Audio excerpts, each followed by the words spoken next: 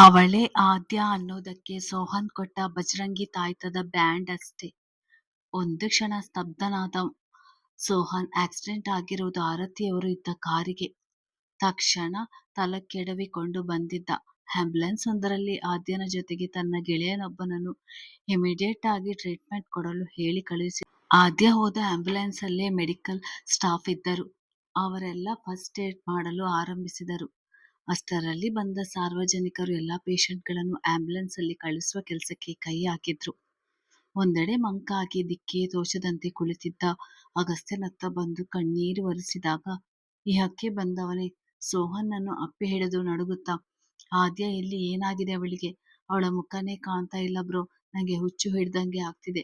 ಈಗಷ್ಟೇ ಮಾತಾಡಿ ಬಾಯಿ ಎಂದು ಕಳುಹಿಸಿದೆವಲ್ವಾ, ಏನೋ ಇದು, ನಂಗೆ ಯೋಚಿಸಕ್ಕೂ ಆಗ್ತಾ ಇಲ್ಲ. ಟೋಟಲಿ ಬ್ಲ್ಯಾಂಕ್ ಆದ ಹಾಗೆ ಇದೆ. ಏನಾದ್ರೂ ಮಾಡು, ನಂಗೇನೋ ಆಗ್ತಾ ಇದೆ. ಐ ಅಂತೇನು ಹೇಳೋಕೆ ಟ್ರೈ ಮಾಡ್ತಾನೆ ಪ್ರಜ್ಞೆ ಕಳ್ಕೊಂಡ. ಸೋಹನ್ಗೆನೆ ಹುಚ್ಚು ಹಿಡ್ದ ಹಾಗಾಯ್ತು. ಈಗ ಎಲ್ಲರ ಜವಾಬ್ದಾರಿ ಅವನ ಮೇಲೇನೆ ಬಿತ್ತು.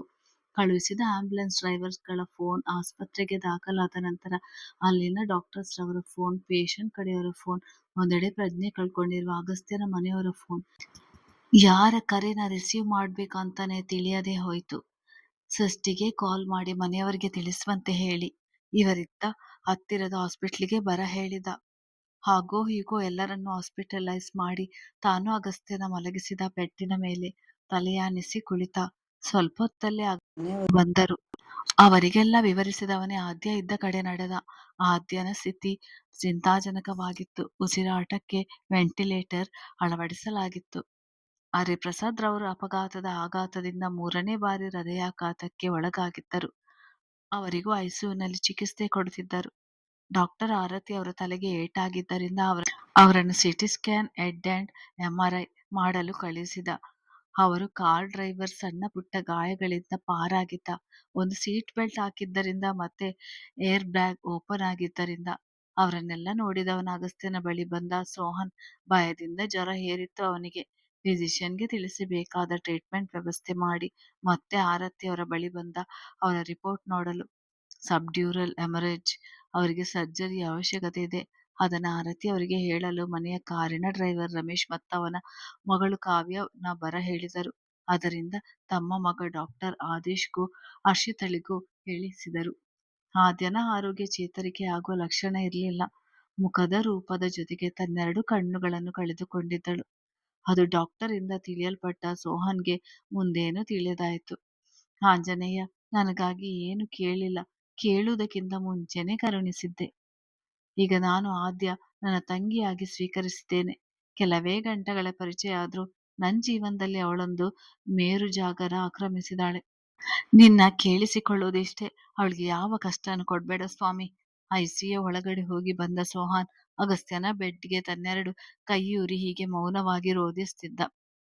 ಅವನಿಗೆ ಯಾರಾದ್ರೂ ಸಪೋರ್ಟ್ ಬೇಕಿತ್ತು. ಅವನ ಭುಜದ ಮೇಲೆ ಯಾರೋ ಕೈ ಇಟ್ಟಂತಾಯ್ತು. ತಿರುಗಿ ನೋಡಿ ಡ್ಯಾಡಿ ಅಂತ ಅಪ್ಪಿಕೊಂಡ. ಅವನ ಕಣ್ಣೀರು ತಂದೆಯ ಭುಜದ ಮೇಲೆ ಹರಿಯಿತು. ಅವನ ಕಣ್ಣೀರು ಅಪ್ಪಿಗೆಯಲ್ಲಿ ಅವನೆಷ್ಟು ಸ್ಟ್ರೆಸ್ ಅಲ್ಲಿ ಇದ್ದಾನೆಂದು ತಿಳಿಯಿತು. ಸೋಹನ್ ಏರ್ಪೋರ್ಟ್ ನಿಂದ ಅಗಸ್ತ್ಯ ಮನೆಗೆ ಹೋಗಿದ್ದಾನೆಂದು ಭಾವಿಸಿದ್ದರು. ಅವನು ಮನೆಗೆ ಕಾಲ್ ಮಾಡಿ ವಿಷಯ ತಿಳಿಸಿದ ತಕ್ಷಣವೇ ಹೊರಟು ಬಂದಿದ್ದರು. ಅಲ್ಲೇ ಇದ್ದ ಇನ್ನೊಂದು ಬೆಡ್ಡಿನ ಮೇಲೆ ಮೋಹನ್ನನ್ನು ಕುಳ್ಳಿರಿಸಿ ಕುಡಿಯಲು ನೀರು ಕೊಟ್ಟರು ಡಾಕ್ಟರ್ ಅಖಿಲೇಶ್. ಜರ್ನಿಯ ಟಯರ್ಡ್ನೆಸ್, ನಿದ್ದೆಯಿಲ್ಲದ ಕಂಗಳು ಅವನಿದ್ದ ಸ್ಥಿತಿಯನ್ನು ಸೂಚಿಸುತ್ತಿದ್ದವು. Sohan, I think you need rest. No dad ಎಂದವ ಡಾಕ್ಟರ್ ಆರತಿ. ಹರಿಪ್ರಸಾದ್ ಆದ್ಯಳ ಜವಾಬ್ದಾರಿ ಅವರ ಮಕ್ಕಳು ಬರೋ ತನಕ ತನ್ನ ಮೇಲಿರುವುದಾಗಿ ತಿಳಿಸಿ ಅಲ್ಲಿಂದ ಸುಧಾರಿಸಿಕೊಂಡು ಹೋದ. ತನ್ನ ಮಗನ ನೋಡಿ ಹೆಮ್ಮೆಯಾಯಿತು ಅಖಿಲೇಶ್ ರವರಿಗೆ. ಆರತಿಯವರ ಬಳಿ ಸರ್ಜರಿ ನಾಳೆ ಪೋಸ್ಟ್ ಮಾಡುವುದಾಗಿ ಹೇಳಿದನು. ಆರತಿಯವರು ಡಾಕ್ಟರ್ ಯತೀಶ್ ನ್ಯೂರೋಸರ್ಜನ್ ಅವರನ್ನು ಸರ್ಜರಿಗೆ ಸೂಚಿಸಿದರು. ಸರಿ ಎಂದು ಯತೀಶ್ ಅವರನ್ನು ಕಾಂಟ್ಯಾಕ್ಟ್ ತಗೊಂಡು ಬರ ಹೇಳಿದನು. ಅವರಾಗಲೇ ಆದ್ಯಳ ಸರ್ಜರಿ ಮಾಡಿದ್ದರಿಂದ ಇವರ ಬಗ್ಗೆ ತಿಳಿದು ಒಪ್ಪಿಕೊಂಡರು. ಆರತಿಯವರ ಮಗ ಮಗಳು ಇಬ್ಬರು ಬರುತ್ತಿದ್ದರು. ನಾಳೆಯ ಸರ್ಜರಿ ಸಮಯಕ್ಕೆ ವೇಳೆ ಅವರನ್ನು ತಲುಪಬಹುದು. ಇನ್ನು ಆದ್ಯಳ ಉಸಿರಾಟದ ವ್ಯವಸ್ಥೆಯು ನಾರ್ಮಲ್ ಆಗೋ ತನಕ ಅವಳಿಗೆ ಯಾವ ಚಿಕಿತ್ಸೆಯೂ ಶುರು ಮಾಡಲಾಗುವುದಿಲ್ಲ. ಇದನ್ನೆಲ್ಲ ನೋಡುತ್ತಿದ್ದ ಸೋಹನ್ಗೆ ಐಸಿಯು ಅಲ್ಲಿ ಹರಿಪ್ರಸಾದ್ ನೋಡುತ್ತಿದ್ದ ಕಾರ್ಡಿಯಾಲಜಿಸ್ಟ್ ಬಂದು, ಹಿ ಈಸ್ ನೋ ಮೋರ್ ಅಂದರು. ಆಗಲೇ ವೆಂಟಿಲೇಟರ್ ಮೇಲಿದ್ದ ಹರಿಪ್ರಸಾದ್ ತೀವ್ರ ರಕ್ತದೊತ್ತಡದಿಂದ ತಮ್ಮ ಹೃದಯದ ಬಡಿತವೇ ಸ್ತಬ್ಧವಾಗಿ ಇಹಲೋಕ ತ್ಯಜಿಸಿದರು. ಸೋಹಾನ್ ತಲೆ ಇನ್ನು ಜೋರಾಗಿ ಸಿಡಿಯತೊಡಗಿತು. ಯಾರ ಬಗ್ಗೆ ಯೋಚಿಸುವುದು? ಅವರ ಮಕ್ಕಳು ಬರುವವರೆಗೂ ಬಾಡಿನ ಮೋರ್ಚರಿಯಲ್ಲಿಡಲು ಹೇಳಿ ಹೊರಬಂದವನಿಗೆ ಆರತಿಯವರಿಗೆ ಹೇಗೆ ಹೇಳುವುದು ಈ ಸಂದರ್ಭದಲ್ಲಿ? ಕೊನೆಗೆ ಅವರ ಮಕ್ಕಳಿಗೆ ತಿಳಿಸಲಾಯಿತು. ಅವರಿಗೆ ಇಬ್ಬರಿಗೂ ಶಾಕ್ ಆಗಿತ್ತು. ತಮ್ಮ ಪರಿವಾರವೆಲ್ಲ ಈ ಪರಿಸ್ಥಿತಿಯಲ್ಲಿ ಇರುವುದಕ್ಕೆ ತಮ್ಮ ತಂದೆಯ ಸಾವನ್ನು ಅರಗಿಸಿಕೊಳ್ಳಲಾಗಿರಲಿಲ್ಲ. ತಾಯಿಗೆ ಈ ವಿಷಯ ಈಗಲೇ ತಿಳಿಸಬೇಡಿ ಎಂದು ಕೇಳಿಕೊಂಡರು. ತಮ್ಮ ತಂಗಿ ಆದ್ಯಳನ್ನು ವಿಚಾರಿಸಿದರು. ನಾವುಗಳು ಬರುವ ತನಕ ಎಲ್ಲವನ್ನು ಸಂಭಾಳಿಸಲು ವಿನಂತಿಸಿದ ಡಾಕ್ಟರ್ ಆದೇಶ್. ಇದಾಗಿ 10 ನಿಮಿಷದಲ್ಲಿ ಐಸಿಯು ಆದ್ಯಳ ನೋಡುತ್ತಿದ್ದ ಇನ್ಚಾರ್ಜ್ ಡಾಕ್ಟರ್ ಬಂದ. ಇವಾಗ ಬ್ರೀದಿಂಗ್ ಓಕೆ, ಪರವಾಗಿಲ್ಲ, 50% ಅಷ್ಟು ತಮ್ಮ ಪ್ರಯತ್ನದಿಂದಲೇ ಉಸಿರಾಡುತ್ತಿದ್ದಾರೆ. ನೀವು ನೆಕ್ಸ್ಟ್ ಪ್ರೊಸೀಜರ್ಗೆ ಪ್ಲಾನ್ ಮಾಡಬಹುದು ಎಂದರು. ಅಲ್ಲಿಂದಲೇ ಆಂಜನಿಗೆ ಕೈ ಮುಗಿದ doctor Sohan doctor Naresh Shetty famous plastic ಸರ್ಜನ್ಗೆ ಫೋನ್ ಹಾಯಿಸಿದ. ಆದ್ಯಳ ಡೀಟೇಲ್ಸ್ ಕ್ಲಿಯರ್ ಆಗಿ ಪಡೆದುಕೊಂಡ. ಡಾಕ್ಟರ್ ನರೇನ್ ಅವರು ಈವ್ನಿಂಗ್ ಭೇಟಿ ಕೊಡುವುದಾಗಿ ತಿಳಿಸಿದರು. ಅಷ್ಟೊತ್ತಿಗೆ ಅಗಸ್ತ್ಯನ್ಗೆ ಎಚ್ಚರಾಗಿ ಸೋಹನ್ನ ಕರೆಸಿದ. ಅವನ ಬಳಿ ಬಂದ ಸೋಹನ್, ಹೇಗಿದ್ಯಾ? ನೋಡ್ತಾ ಇದ್ದೀಯಾ ಅಲ್ಲ, ನಿಂಗೆ ಗೊತ್ತು ನನ್ ಬಗ್ಗೆ. Okay, relax. ಆದ್ಯ ಸ್ವಲ್ಪ ರಿಕವರಿಂಗ್ ಇದೆ. ಅದಕ್ಕಿಂತ ಮುಂಚೆ ನಿಂಗೆ ಒಂದು ವಿಷಯ. ಏನು ಎಂದ ಗಾಬರಿಂದಲೇ ಅವನ ಕೈ ಹಿಡಿದು. ಧೈರ್ಯ ತಗೋ, ನಾನು ಹೇಳೋದು ಗಮನವಿಟ್ಟು ಕೇಳು. ಆದ್ಯನ ಕಣ್ಣಿನ ದೃಷ್ಟಿ ಹೋಗಿದೆ. She lost her eyes. What? Seriously? Yes, ನಾಳೆಯಿಂದಲೇ. ಆದ್ರೆ ಅವಳಿಗೆ ಪ್ಲಾಸ್ಟಿಕ್ ಸರ್ಜರಿ ಸ್ಟಾರ್ಟ್ ಆಗುತ್ತೆ. ಒಂದೇ ಸರ್ಜರಿಯಲ್ಲಿ ಇದು ಮುಗಿಯೋಲ್ಲ. ತುಂಬಾ ಸರ್ಜರೀಸ್ ಫೇಸ್ ಮಾಡ್ಬೇಕಾಗುತ್ತೆ ಅವಳು. ಇದೆಲ್ಲ ಅವಳು ಸ್ಟೇಬಲ್ ಆಗಿದ್ರೆ ಮುಂದುವರಿಯಲು ಸಾಧ್ಯ.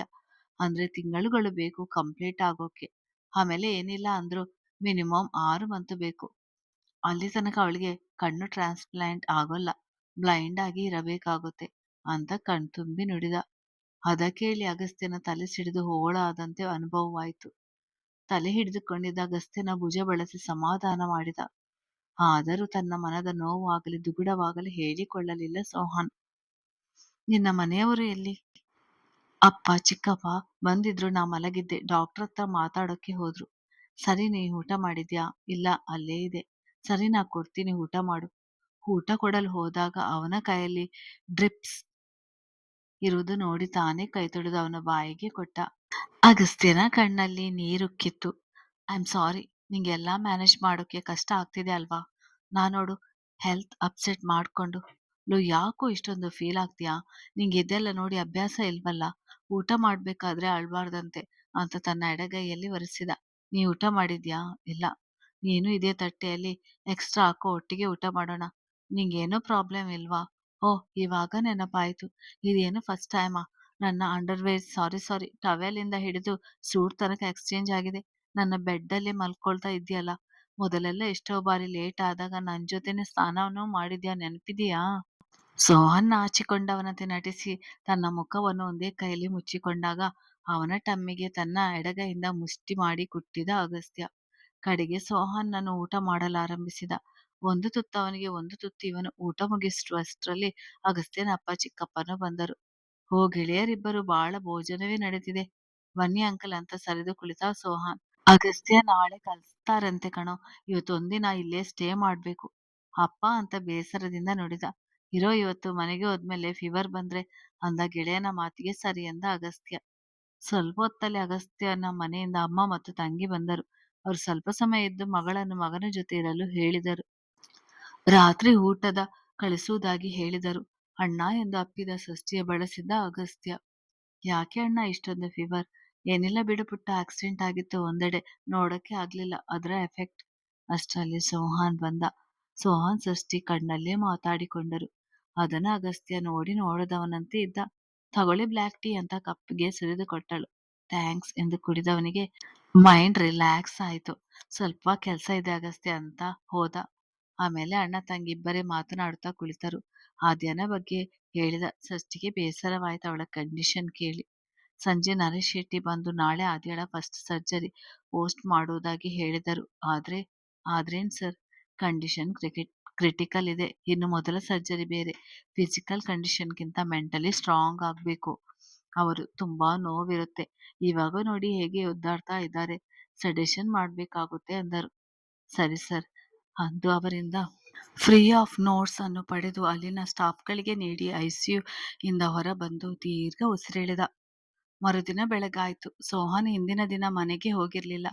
ಅವನ ಮನೆಯಿಂದಲೇ ಅವನಿಗೆ ಬೇಕಾದದ್ದು ಕಳಿಸಿದ್ದರು. ಅವನ ಅಗಸ್ತ್ಯ ತಂಗಿದ ಹಾಸ್ಪಿಟಲ್ನ ಡಿಲಕ್ಸ್ ರೂಮ್ ಅಲ್ಲೇ ರೆಡಿಯಾದನು. ಆಮೇಲೆ ಅಳುತ್ತಿದ್ದ ಆರತಿಯವರ ಬಳಿ ಹೋಗಿ ಮಾತನಾಡಿದನು. ಅಷ್ಟರಲ್ಲಿ ಅವರ ಮಕ್ಕಳು ಬಂದಿದ್ದರು. ಹರಿಪ್ರಸಾದ್ ಇಲ್ಲವೆಂಬ ವಿಷಯ ತಿಳಿಸಿದ್ದರು. ಅವರು ಆರತಿಯವರಿಗೆ ಸಮಾಧಾನ ಮಾಡಿದ ಸೋಹನ್ ಸರ್ಜರಿ ಬಗ್ಗೆ ಹೇಳಿದಾಗ ಬೇಡವೆಂದರು. ಮಕ್ಕಳ ಒತ್ತಾಯದ ಮೇಲೆ ಮಧ್ಯಾಹ್ನದ ನಂತರ ಸರ್ಜರಿಗೆ ಒಪ್ಪಿದರು. ಒಮ್ಮೆ ಹರಿಪ್ರಸಾದ್ರನ್ನು ಕಾಣಬೇಕೆಂದ ಆರತಿಯವರು ಬೇಡವೆಂದರು. ವೀಲ್ ಚೇರ್ ಮೇಲೇನೆ ಕುಳಿತು ಶವಾಗಾರದಲ್ಲಿರುವ ಹರಿಪ್ರಸಾದ್ರವರ ಶವ ನೋಡುತ್ತಿದ್ದಂತೆ ಬಿಕ್ಕಳಿಸಿ ಜೋರಾಗಿ ಅಳುತ್ತಿದ್ದರು. ಅವರಿಗೆ ಮೊದಲೆರಡು ಬಾರಿ ಮೇಜರ್ ಹಾರ್ಟ್ ಅಟ್ಯಾಕ್ ಆಗಿರುವುದರಿಂದ ಅವ್ರಿಗೆ ಯಾವಾಗ ಬೇಕಾದ್ರೂ ಸಾವು ಸಂಭವಿಸಬಹುದಂತ ತಿಳಿದಿತ್ತು. ಈಗ ಅನಿಶ್ಚಿತವಾಗಿ ಮರಣಿಸಬಹುದೆಂದು ಯಾರೂ ಊಹಿಸಿರಲಿಲ್ಲ. ಅಮ್ಮನನ್ನು ಸಮಾಧಾನಿಸಿದ ವಾರ್ಡ್ಗೆ ತಂದು ಮಲಗಿಸಿದ ಮಕ್ಕಳು ಅಂತ್ಯಕ್ರಿಯೆ ಮಾಡಲು ಹೋದರು. ಇತ್ತ ವಾರ್ಡ್ನಲ್ಲಿದ್ದ ಆರತಿಯವರು ಡಾಕ್ಟರ್ ಸೋಹನ್ರ ಬರ ಹೇಳಿ ಅಗಸ್ತ್ಯನನ್ನು ಕರೆಸಲು ಹೇಳಿದರು. ಈತ ಡಿಸ್ಚಾರ್ಜ್ಗೆ ರೆಡಿ ಆಗುತ್ತಿದ್ದ ಅಗಸ್ತ್ಯನ ಬಳಿ ಬಂದ ಸೋಹನ್ ಗಂಭೀರವಾಗಿ, ಆರತಿ ಮ್ಯಾಮ್ ನಿನ್ ಜೊತೆ ಮಾತಾಡ್ಬೇಕಂತೆ ಎಂದ. ಇವನಿಗೆ ಭಯ ಮಿಶ್ರಿತ ಆಶ್ಚರ್ಯವಾಗಿ, ಯಾಕೆ? ಗೊತ್ತಿಲ್ಲ, ನೀನೇ ಕೇಳು. ನೀ ಬರುವವರೆಗೂ ಅವರು ಆಪರೇಷನ್ಗೆ ಓಟಿಗೆ ಹೋಗಲು ಒಪ್ತಾ ಇಲ್ಲ. ಮೊದಲು ಭೇಟಿಯಾಗಲು ಹಿಂಜರಿದ ಅಗಸ್ತ್ಯ ಕೊನೆಗೆ ಆದೇಳಿಗೋಸ್ಕರ ಅಂದುಕೊಂಡು ಒಪ್ಪಿದ. ಅಷ್ಟರಲ್ಲಿ ಆದೇಶ್, ಹರ್ಷಿತಾ ಇಬ್ಬರೂ ಬಂದಿದ್ದರು. ಆರತಿಯವರ ಬಳಿ ಬಂದ ಅಗಸ್ತ್ಯನ ಕೈ ಹಿಡಿದುಕೊಂಡ. ನಿನಗೆ ಒಂದು ದೊಡ್ಡ ಜವಾಬ್ದಾರಿ ಕೊಡ್ತೇನೆ, ನಡೆಸ್ತೀಯಾ ಆದೇಳಿಗಾಗಿ? ಇವನು ಮನಸ್ಸು ಗಟ್ಟಿ ಮಾಡಿಕೊಂಡು ಉಸಿರು ಬಿಗಿ ಹಿಡಿದು ಹೇಳಿ ಆಂಟಿ ಎಂದ. ನನ್ನ ಮಗ ಆದೇಶ್ ಸ್ಟಡಿ ಕಂಪ್ಲೀಟ್ ಆಗಿಲ್ಲ. ಇನ್ನು 2 ಮಂತ್ ಇದೆ. ಬೇಕಾದ್ರೆ 6 ಮಂತ್ ಆದ್ರೂ ಆಗ್ಬಹುದು. ಇನ್ನು ಹರ್ಷಿತಾಗೆ ಚಿಕ್ಕ ಮಗು ಇದೆ. ಅವಳಿಗೆ ಮ್ಯಾನೇಜ್ ಮಾಡಲು ಕಷ್ಟ ಆಗುತ್ತೆ. ನನ್ನ ಮಗ ವಾಪಸ್ ಬರೋ ತನಕ ನೀನೇ ನೋಡ್ಬೇಕು ಎಲ್ಲ. ಅವಳ ಕಂಡೀಷನ್ ತುಂಬಾ ಕ್ರಿಟಿಕಲ್ ಇದೆ ಅಂತ ತಿಳಿಯಿತು. ಅವಳಿಗೆ ಯಾವಾಗ ಬೇಕಾದ್ರೂ ಪ್ರಜ್ಞೆ ಮರುಕಳಿಸಬಹುದು. ನನ್ನ ಮಗನಿಗೆ ಹ್ಯಾಂಡಲ್ ಮಾಡುವುದು ಕಷ್ಟ ಆಗ್ಬಹುದು. ಆಗ ನೀನು ಅವಳಿಗೆ ಧೈರ್ಯ ತುಂಬಬೇಕು. ನಿನ್ನ ಮಾತನ್ನು ಕೇಳ್ತಾಳೆ ಅವಳು. ನಿಮ್ಮಿಬ್ಬರನ್ನು ಮೊದಲ ಸಲ ಒಟ್ಟಿಗೆ ನೋಡಿದಾಗಲೇ ನಂಗೆ ನಿನ್ ಮೇಲೆ ನಂಬಿಕೆ ಬಂದಿದೆ.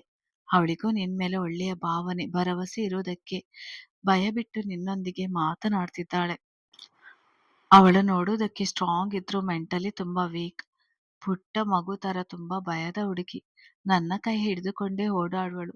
ಈಗ ಅವಳ ಸ್ಥಿತಿ ಹೀನಾಯವಾಗಿದೆ. ಯಾವುದಾದರೂ ಭರವಸೆಯ ಹಸ್ತ ಬೇಕು. ಅವಳ ಸ್ಟ್ರಾಂಗ್ ಆಗುವವರೆಗೂ ಬೆರಳು ಹಿಡಿದೇ ನಡೆಸುವ ಕೈ ಬೇಕು. ಆ ಕೈ ನೀನಾಗ್ತೀಯ ಅಗಸ್ತ್ಯ ಎಂದು ಆಶಯದ ಕಣ್ಣಿನಿಂದ ನೋಡಿದರು ಅವನನ್ನು. ಅವರ ಕಣ್ಣಲ್ಲಿದ್ದ ಆಶಾಭಾವವನ್ನು ನೋಡಿ ಆ ಆಂಟಿ ಒಪ್ಪಿಗೆ ಇದೆ. ಸೋಹನ್ ಏನೋ ಅದ್ಭುತವನ್ನು ಕೇಳಿದಂತೆ ಗೆಳೆಯನನ್ನೇ ದಿಟ್ಟಿಸಿದ. ಮತ್ತೊಂದು ವಿಷಯ, ಆದ್ಯ ನನ್ನ ದತ್ತಪುತ್ರಿ. ಗೆಳೆಯರಿಬ್ಬರಿಗೂ ಶಾಕ್. ಹೌದು, ಇತ್ತೀಚೆಗೆ 8 ತಿಂಗಳ ಹಿಂದೆ ದತ್ತು ಪಡೆದೆ. ಅವರ ಮನೆಯವರು ಎಲ್ಲಿ ಅಂತ ಸೋಹನ್ ಕೇಳಿದ. ಅದು ಮಂಗಳೂರು. ದೊಡ್ಡ ಪರಿವಾರವೇ ಇದೆ. ಇವತ್ತು ಆ ಪರಿವಾರದವರು ಒಬ್ಬ ಕೆಟ್ಟ ಹುಳುವಿನಿಂದ ತನ್ನೆಲ್ಲವರಿಂದ ದೂರವಿದ್ದಾಳೆ. ಮತ್ತೊಂದು ಇಂಪಾರ್ಟೆಂಟ್ ವಿಷಯ, ಅವಳು ಅಮ್ನೇಷಿಯಾ ಪೇಷಂಟ್. ಹಳೆದೆಲ್ಲ ಮರೆತಿದ್ದಾಳೆ. ತಲೆಗೆ ಏಟು ಬಿದ್ದು ಅವಳ ಕಡೆಯವನೇ ಸಾಯಿಸೋಕೆ ನೋಡಿದ್ದ. ಇವಳ ಅದೃಷ್ಟವಶಾತ್ ಬದುಕುಳಿದಳು. ಆದರೆ ಅವಳ ಜೀವಕ್ಕೆ ಇನ್ನೂ ಅಪಾಯ ಇದೆ. ಅದಕ್ಕಾಗಿ ಅವಳ ಪರಿವಾರ ನಮಗೆ ತಿಳಿದಿದ್ದರೂ ಸೇರಿಸಲು ಭಯ. ಆರತಿಯವರು ಹೇಳುವುದೆಲ್ಲ ಉಸಿರು ಬಿಗಿ ಹಿಡಿದು ಕೇಳಿಸಿಕೊಳ್ಳುತ್ತಿದ್ದರು. ಸಮಸ್ಯೆ ನಾವಂದುಕೊಂಡಂತೆ ಇಲ್ಲ, ಬೇರೇನೇ ಇದೆ ಅಂತಾಯಿತು. ಅವರ ಮಕ್ಕಳಿಗೆ ಇದೆಲ್ಲ ತಿಳಿದಿದ್ದರಿಂದ ಸುಮ್ಮನಿದ್ದರು. ಅವಳಿಗೆ ಮದ್ವೆ ಆಗಿದೆಯಾ? ಅವಳ ಗಂಡ ಏನಾದ್ರೂ ಮಾಡಿದಾನ ಈ ತರ ಆಗೋಕ್ಕೆ? ಅವನೇ ಕಾರಣನ ಅಂತ ಸೋಹನ್ ಕೇಳಿದ ಗಾಬರಿಯಲ್ಲಿ. ಅವ ಆದ್ಯಗೆ ಮದುವೆ ಆಗಿಲ್ಲವೆಂದು ತಿಳಿದು ಅಗಸ್ತ್ಯನಿಗೆ ಪ್ರೀತಿಸುವಂತೆ ಹೇಳಿದ್ದ. ಇಲ್ಲಪ್ಪ, ಅವಳಿಗೆ ಮದುವೆ ಆಗಿಲ್ಲ ಎಂದಾಗ ತುಸು ಸಮಾಧಾನ ಯಾಕೋ. ಮತ್ತೆ ಯಾರಿಂದ ಹೀಗಾಯ್ತು?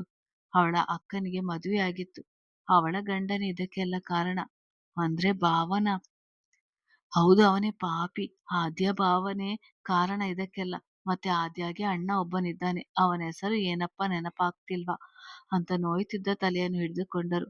ಅವರಿಗಾಗಲೇ ಸುಸ್ತಾಗಿತ್ತು, ಎಲ್ಲವನ್ನು ಒಂದೇ ಸಾರಿ ಹೇಳತೊಡಗಿದ್ದರಿಂದ. ಅಮ್ಮ ರಿಲ್ಯಾಕ್ಸ್, ಮೊದಲು ಸರ್ಜರಿ ಆಗ್ಲಿ, ಆಮೇಲೆ ಮಾತಾಡು. ಓಟಿಯಿಂದ ಕಾಲ್ ಬರ್ತಿದೆಯಂತೆ, ನಿಮ್ಮನ್ನು ಶಿಫ್ಟ್ ಮಾಡಲು ಹೇಳ್ತಾ ಇದ್ದಾರೆ. ಇಲ್ಲ ಕಣೋ, ನಾನು ಎಲ್ಲ ಹೇಳ್ಬೇಕು. ಕೆಲವೊಂದು ನಿಮ್ಗೂ ಗೊತ್ತಿಲ್ಲ. ನಂಗೆ ಆಪರೇಷನ್ ಆಗುವಾಗ ಅಥವಾ ಆದ್ಮೇಲೆ ಏನ್ ಬೇಕಾದ್ರೂ ಆಗ್ಬಹುದು ಎಂದರು ಎದುರಿಸಿರು ಬಿಡುತ್ತಾ. ನೋಡಿ ಆದ್ಯ, ಅಣ್ಣ ಒಬ್ಬ ಪೊಲೀಸ್ ಆಫೀಸರ್. ಅವಳನ್ನು ಬಚಾವ್ ಮಾಡಲು ನನಗೊಪ್ಪಿಸಿದ. ಮತ್ತೆ ಏನಾದ ಅಂತ ಗೊತ್ತಿಲ್ಲ. ಇನ್ನು ಸಿಕ್ಕಿಲ್ಲ ಅವನು. ಇವಳು ಬದುಕಿದಾಳೆ ಅಂತ ಗೊತ್ತಾದ್ರೆ ಇವಳಿಗೂ ಏನಾದ್ರೂ ಮಾಡ್ಬಹುದು. ನೀವು ಹುಷಾರಾಗಿರಲಿ. ಅವನ ಅಣ್ಣನ ಹೆಸರು. ಅದು ಪಾಪ ಮುಂದೆ ಹೇಳಲಾಗದೆ ಪ್ರಜ್ಞೆ ತಪ್ಪಿದರು. ಹೇಳಬೇಕಾಗಿದ್ದ ರಹಸ್ಯಗಳನ್ನೆಲ್ಲ ತನ್ನಲ್ಲೇ ಹುದುಗಿ ಹೋಯಿತು ಆರತಿಯವರಿಗೆ. ಶೀಟ್ ಅನ್ನುತ್ತಾ ಆಕ್ಸಿಜನ್ ಮಾಸ್ಕ್ ಹಾಕಿ ಇಮಿಡಿಯೇಟ್ ಆಗಿ ಓಟಿ ಶಿಫ್ಟ್ ಮಾಡಿದರು. ಕುಸಿದು ಕುಳಿತ ಅಗಸ್ತ್ಯ ಬೆನ್ನು ಬಳಸಿದ ಸೋಹನ್. ಶ್ಯೂರ್, ನಿನಗೆಲ್ಲ ಮ್ಯಾನೇಜ್ ಮಾಡೋಕ್ಕೆ ಆಗುತ್ತಾ? ಮೊದಲ ಆದ್ಯಾನ ನೋಡ್ಬೇಕು ನಡಿ ಎಂದ. ವಾಟ್? ರಿಸ್ಕ್ ಇದೆ. ನಿನ್ನೆ ಒಂದ್ಸರಿ ಆಗಿದ್ದು ಗೊತ್ತಲ್ಲ. ಇನ್ನೂ ಫೀವರ್ ಸರಿಯಾಗಿ ಕಡಿಮೆ ಆಗಿಲ್ಲ. ಅವನ ಮಾತಿಗೆ ಏನು ಉತ್ತರಿಸದೆ ಬಾ ಹೋಗೋಣ ಎಂದು ಎದ್ದು ನಿಂತವನನ್ನು ಕರೆದುಕೊಂಡು ಐಸಿಯುಯ ಒಳಗಡೆ ಹೋದ. ಒಳಗಡೆ ಹೆಜ್ಜೆ ಇಡುತ್ತಿದ್ದಂತೆ ಕಾಲುಗಳು ನಡುಗುತ್ತಿದ್ದವು ಅಗಸ್ತ್ಯನಿಗೆ. ಅವನ ಕೈ ಹಿಡಿದು ಅದು ಮೊತ್ತ ಆದ್ಯಳ ಬೆಡ್ ಹತ್ತಿರ ಬಂದವರು ಉಸಿರಾಡುವುದೇ ಮರೆತವರಂತೆ ನಿಂತರು. ಆದ್ಯಾಗೆ ಪ್ರಜ್ಞೆ ಬಂದಿತ್ತು. ಅವಳ ಕೈಗಳನ್ನು ಕಾಲುಗಳನ್ನು ಮಂಚದ 4 ಸಾಲುಗಳಿಗೆ ಕಡಿ ಬಲವಾಗಿ ಕಟ್ಟಿದ್ದರು. ಅವಳಿಗೆ ನೋವು ತಡೆಯಲಾಗದೆ ಮತ್ತು ಕಣ್ಣು ಕಾಣಿಸದೆ ಇರುವುದಕ್ಕೆ ಏನೋ ಇಡೀ ಕಾಟ್ ಅನ್ನು ಅಲುಗಾಡಿಸುತ್ತಿದ್ದಳು. ಅವಳ ಚಲನೆಗೆ cardiac monitor ship ship ton ton ಅಂತ ಜೋರಾಗಿ ಫ್ಲಕ್ಚುವೇಟ್ ಆಗುತ್ತಿತ್ತು. ಜೊತೆಗೆ ನೇಸಲ್ ಮ್ಯೂಬೇಷನ್ ಮಾಡಿದ್ದರು. ಅದರ ಸೌಂಡ್ ಅಗಸ್ತ್ಯನಿಗೆ ಭಯವಾಯಿತು. ಮುಖವೆಲ್ಲ ಬ್ಯಾಂಡೇಜ್ ನಿಂದ ಕವರ್ ಮಾಡಲಾಗಿತ್ತು. ಕೃತಕ ಉಸಿರಾಟ ಬಾಯಿಯ ಮೂಲಕ ಸಾಧ್ಯವಾಗದಿದ್ದಾಗ ಓರಲ್ ಇಂಟ್ಯುಬೇಷನ್ ಮಾಡಲು ಸಾಧ್ಯವಾಗದ ಸಂದರ್ಭದಲ್ಲಿ ಮಾತ್ರ ನೇಸಲ್ ಇಂಟ್ಯುಬೇಷನ್ ಮಾಡುತ್ತಾರೆ. ಇವಳಿಗೆ ಮುಖವೆಲ್ಲ ಜರ್ಜರಿತಗೊಂಡಿತ್ತಲ್ವಾ, ಸೊ ಬೇರೆ ಆಪ್ಷನ್ ಇರೋದಿಲ್ಲ. ಅದನ್ನೇ ನೋಡ್ತಿದ್ದ ಇವರಿಗೆ ಇಂಟೆನ್ಸಿವ್ ಡಾಕ್ಟರ್. ನೋಡ್ತಾ ಇದ್ದೀರಲ್ವಾ, ಹೀಗೆ ಇವರು ಸ್ಟ್ರೆಸ್ ನಲ್ಲಿ ಇದ್ದಾರೆ. ಸರ್ಜರಿ ಮಾಡೋಕೆ ಆಗೋಲ್ಲ. ಸೆಡೇಷನ್ ಕೊಡ್ತಾ ಇರ್ಬೇಕಾಗುತ್ತೆ. ಏನ್ ಬೇಕಾದ್ರೂ ಆಗ್ಬೋದು ಇವರ ಪ್ರಾಣಕ್ಕೆ ಅಂತ ಹೇಳಲು ಹೊರಟ ಡಾಕ್ಟರ್ಸ್ ಮಾತನ್ನು ತನ್ನ ಕೈ ಎತ್ತಿ ಅರ್ಧದಲ್ಲಿ ನಿಲ್ಲಿಸಿದ ಅಗಸ್ತ್ಯ.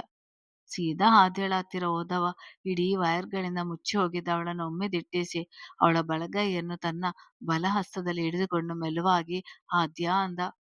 ಅವಳ ಕುಲುಕಾಟ ಒಮ್ಮೆಲೆ ನಿಂತಿತ್ತು.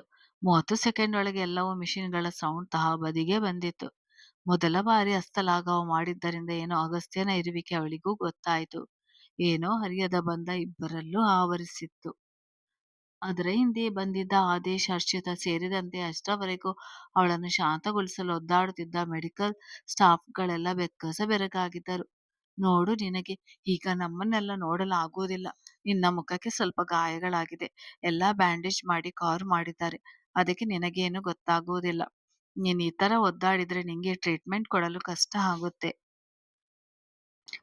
ನನಗೆ ಗೊತ್ತು ನಿಂಗೆ ತುಂಬಾ ನೋವಿದೆ, ಕಷ್ಟ ಆಗ್ತಿದೆ ಅಂತ. ಇದೆಲ್ಲ ಸ್ವಲ್ಪ ದಿನ ಅಷ್ಟೇ ಅಂತ ತುಂಬಿ ಬಂದ ಕಣ್ಣೀರನ್ನು ಒರೆಸಿಕೊಂಡು ಹೇಳಿದ. ಅದಕ್ಕೆ ಸಮ್ಮತ ಅನ್ನುವಂತೆ ಸುಮ್ಮನಾದ ಆದ್ಯನ ಕೈ ಹಿಡಿದುಕೊಂಡೆ. ನಾನಿನ್ನು ಜೊತೆಯಲ್ಲೇ ಇರ್ತೀನಿ. ನಿಂಗೇನೂ ಆಗದಂತೆ ನಾನ್ ನೋಡ್ಕೊಳ್ತೀನಿ, ಪ್ರಾಮಿಸ್. ಜಾಸ್ತಿ ಒದ್ದಾಡ್ಬೇಡ. ನಾಳೆ ನಿಂಗೆ ಫಸ್ಟ್ ಆಪರೇಷನ್. ನೀನು ನಿಧಾನವಾಗಿ ಹುಷಾರಾಗ್ತೀಯ. ನಿನ್ನನ್ನು ಎಲ್ಲರ ತರ ನಾರ್ಮಲ್ ಆಗಿ ಮಾಡೋ ಜವಾಬ್ದಾರಿ ನಂದು. ನನ್ನ ನಂಬ್ತೀಯ ಅಲ್ವಾ ಅಂದಾಗ ಅವನ ಕೈಯಲ್ಲಿ ಬೆರಳಾಡಿಸಿದಳು, ಒಪ್ಪಿದೆ ಎನ್ನುವಂತೆ. ಸರಿ, ಇವಾಗ ಮಲ್ಕೋ ಅಂದು ಕೈ ಹದುಮಿ ಹೊರಬಂದ. ಅಷ್ಟರಲ್ಲಿ ಬಂದ ಡಾಕ್ಟರ್ ನರೇನ್ ಕೂಡ ಹೊರಬಂದು, ಸಾಕು, ಇಷ್ಟು ಸಾಕು, ಸರ್ಜರಿ ಮಾಡ್ಬೋದು ಅಂದರು ಖುಷಿಯಿಂದ. ಸೋಹನ್ ಸರ್ ಅವಳ ಮುಖ ಪೂರ್ತಿ ಕ್ಲಿಯರ್ ಆಗಿ ವಾಸಿ ಆಗುತ್ತಾ, ಮುಖ ಏನಾದ್ರೂ ಬದಲಾವಣೆ ಆಗುತ್ತಾ ಅಂತ ಅನುಮಾನ ವ್ಯಕ್ತಪಡಿಸಿದ. ಅದು ಕಾದು ನೋಡ್ಬೇಕು, ಆದ್ರೆ ತುಂಬಾ ಲೇಟ್ ಆಗುತ್ತೆ. ಗೊತ್ತಲ್ಲ ನಿಮ್ಗೆ, ಇದು ಒಂದೆರಡು ಆಪರೇಷನ್ ಇಂದ ಸರಿ ಹೋಗುವಂತದ್ದೇನೂ ಅಲ್ಲ. ಏನೋ ಅಗಸ್ತ್ಯ ಸರ್, ನಂಗೆ ಅವಳ ಮೊದಲನ ಮುಖವೇ ಬೇಕು. ಎಷ್ಟು ಖರ್ಚು ಆದ್ರೂ ತೊಂದರೆ ಇಲ್ಲ ಅಂತ ತಾನು ತೆಗೆದ ಮೊಬೈಲ್ ಫೋಟೋ ತೋರಿಸಿದ.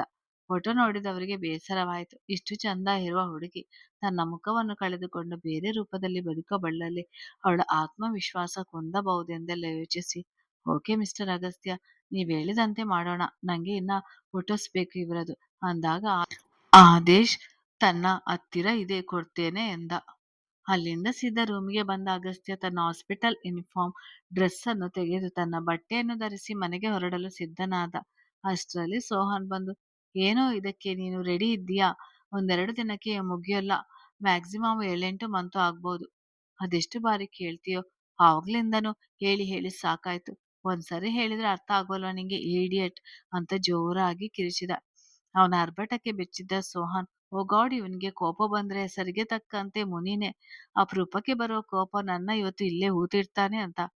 ಕೂಲ್ ಅಸ್, ಸಾರಿ, ನನ್ಗೆ ಗೊತ್ತಿತ್ತು ನೀನು ಒಂದ್ಸರಿ ಡಿಸಿಷನ್ ತಕೊಂಡ್ರೆ ಮುಗೀತು ಅಂತ. ಆದ್ರೂ ನಿನ್ನ ಫ್ರೆಂಡ್ ಅಲ್ವೇನೋ, ಸೊ ಹಂಗೆ ಕೇಳ್ದೆ ಕಣೋ. ನಿಂಗೆ ಮೊದ್ಲಿಂದಲೂ ಮೆಡಿಕಲ್ ಫೀಲ್ಡ್ ಅಂದ್ರೆ ಆಗೋಲ್ಲ ಹೆದರಿಕೆ. ಬ್ಲಡ್ ಕಂಡ್ರೂ ಆಗೋಲ್ಲ. ಮೆಡಿಕಲ್ ಜಾಯ್ನ್ ಆಗಿ ವಾರಕ್ಕೆ ಬೇಡವೆಂದು ಡಿಗ್ರಿ ಜಾಯ್ನ್ ಆದವನು. ಈಗ ಈ ರೆಸ್ಪಾನ್ಸಿಬಿಲಿಟಿಗೆ ತಗೊಂಡಿದ್ಯಾ ಅಂದ್ಮೇಲೆ ಹೆಚ್ಚು ಹಾಸ್ಪಿಟಲ್ ಕಡೆ ಓಡಾಡುತ್ತಾ ಇರುತ್ತೆ. ಅದಕ್ಕೆ ಹೇಳ್ದೆ ಕಣೋ. ಅವನ ಮಾತು ಕೇಳಿ ತಣ್ಣಗಾದವ. I am sorry Sohan. ನಂಗೆ ಆರತಿ ಅವರಿಗೆ ಈ ಸಮಯದಲ್ಲಿ ಸಹಾಯ ಮಾಡೋಣ ಅನಿಸಿತ್ತು. ಈಗ ನನ್ನ ವೀಕ್ನೆಸ್ ಅನ್ನು ಸೈಡ್ಗೆ ಇಡ್ಲೇಬೇಕಾದ ಪರಿಸ್ಥಿತಿ ಅಂದ.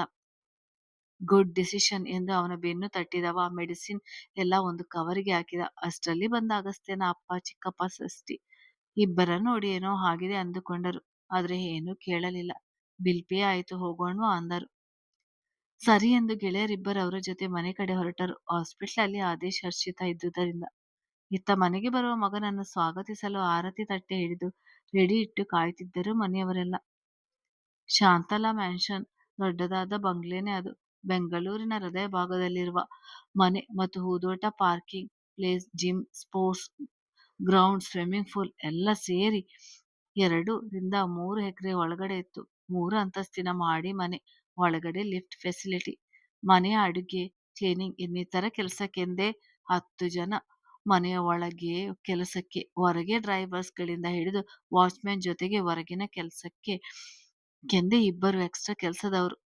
ಶ್ರೀಕಂಠ ಪುರೋಹಿತ್ ಅವರು ಮೊದಲು ಸಣ್ಣದಾಗಿ ಶುರು ಮಾಡಿದ ಹಳೆಯ ಫೇಮಸ್ ಕಂಪನಿ ಶಾಂತಲಾ ಎಂಟರ್ಪ್ರೈಸಸ್ ಎಂದು ಹೆಸರುವಾಸಿಯಾಗಿತ್ತು. ಫ್ಯಾಷನ್ ಡಿಸೈನಿಂಗ್ ಲೋಕದಲ್ಲಿ ಇಂಟರ್ನ್ಯಾಷನಲ್ ಲೆವೆಲ್ನಲ್ಲಿ ಮಿಂಚುವಂತೆ ಮಾಡಿದ್ದು ಅವರ ಮಕ್ಕಳು ಮೊಮ್ಮಕ್ಕಳು.